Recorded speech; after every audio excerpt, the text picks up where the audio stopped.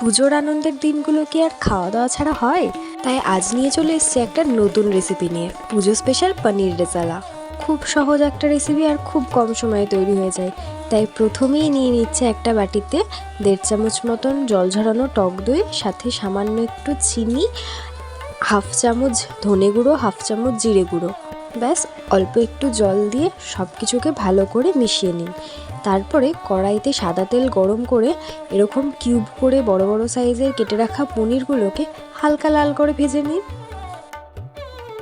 পনিরগুলো ভাজা হয়ে গেলে অপর একটি পাত্রে তুলে রেখে সেই কড়াইতেই আবারও কিছুটা তেল দিয়ে দেব গোটা গরম মশলা, একটা চেরা কাঁচা লঙ্কা আর ছোটো চামচের 1 চামচ আদা বাটা।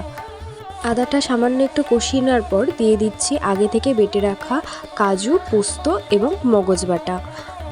কাজুর পেস্টটা ভালো করে কিছুক্ষণ মিডিয়াম লো হিটে কষিয়ে নেওয়ার পর মশলা থেকে তেল ছেড়ে আসলে দিয়ে দেব আগে থেকে সেই ফেটিয়ে রাখা টক দই। আবারও সেটাকে খানিকক্ষণ কষানোর পরে মশলা থেকে তেল ছেড়ে আসলে দিয়ে দেব অল্প একটু পরিমাণে 1/2 কাপ মতন দুধ। ব্যাস আবারও সব কিছুকে মিনিট 2 থেকে 3 ধরে ভালো করে কষিয়ে নেব। মশলা থেকে তেল ছেড়ে আসলে দিয়ে দেব স্বাদ মতন লবণ এবং চিনি। সব কিছুকে ভালো করে মিশিয়ে নেওয়ার পরে কষিয়ে নেওয়ার পরে দিয়ে দেব গ্রেভির পরিমাণ মতো জল।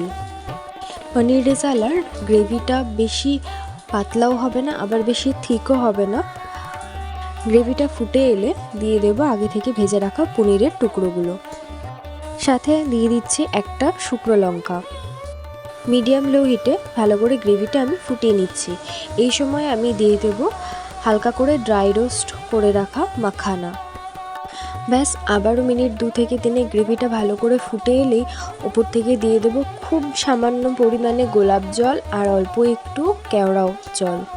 এটা একদমই অপশনাল, যেহেতু আমরা একদম অথেন্টিক মোগলাই কুজিনে গোলাপ জল আর কেওড়া জলের ব্যবহারটা করি, তাই এই ফিউশন ভার্সানও আমরা ইউজ করছি। এবার সবশেষে গুঁড়ো গরম মশলা দিয়ে 2 মিনিট ঢাকা দিয়ে রাখলেই তৈরি আজকে পুজো স্পেশাল পনির রেজালা। এটা যে কোনো রাইসের আইটেম লাইক পোলাও, জিরা রাইস বা নবরত্ন পোলাও, যে কোনো কিছুর সাথে ভালো তো লাগবেই, সাথে লুচি, পরোটা, নানের সাথেও খুব সুন্দর লাগবে। তাহলে আপনাদের পুজো স্পেশাল থালিতে এই রেসিপিটি থাকছে তো? এই নিরামিষ রেসিপিটি কেমন লাগলো জানাতে কিন্তু ভুলবেন না। আর ভিডিওটি ভালো লাগলে লাইক, শেয়ার, কমেন্ট এবং সাবস্ক্রাইব করতেও ভুলবেন না। শারদীয়ার আগাম প্রীতি ও শুভেচ্ছা।